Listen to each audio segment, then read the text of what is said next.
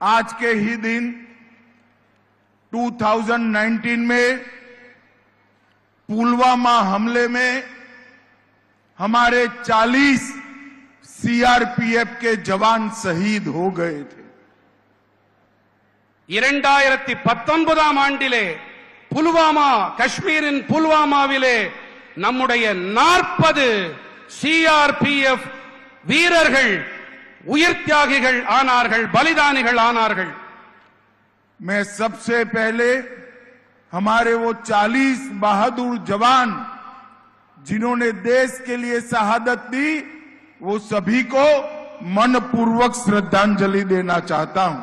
இந்த நாட்டிற்காக தங்களுடைய இன்னுயிரை அளித்த அந்த 40 சிஆர்பிஎஃப் படை வீரர்களுக்கும் நான் என்னுடைய உளமார்ந்த அஞ்சலியை இப்பொழுது நான் காணிக்கையாக்குகிறேன்।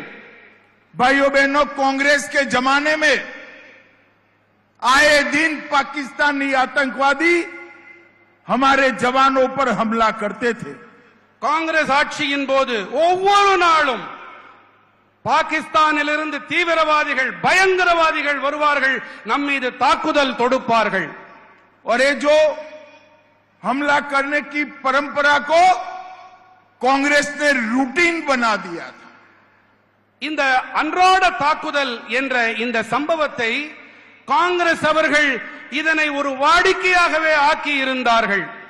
और इस पर देश के प्रधानमंत्री, गृह मंत्री, रक्षा मंत्री कोई रिएक्शन तक नहीं आता था। இது பற்றி நாட்டின் பிரதமராகட்டும், நாட்டின் உள்துறை அமைச்சராகட்டும், நாட்டின் பாதுகாப்புத்துறை அமைச்சராகட்டும் யாரும் எந்த வாயும் எந்த வார்த்தையும் பேச மாட்டார்கள்। मगर मोदी जी ने एक नई परंपरा की।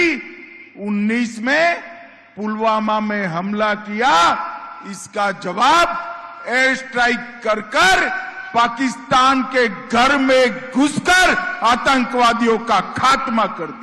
ஆனால் மோடிஜி அவர்கள் வந்த பிறகு 2019 முதன்முறையாக புல்வாமாவிலே தாக்குதல் நடைபெற்ற பிறகு அவர்கள் வீடு புகுந்து தாக்கினோம்। நாம் வான்வழியே சென்று நாம் அவர்கள் மீது தாக்குதல் தொடுத்தோம்।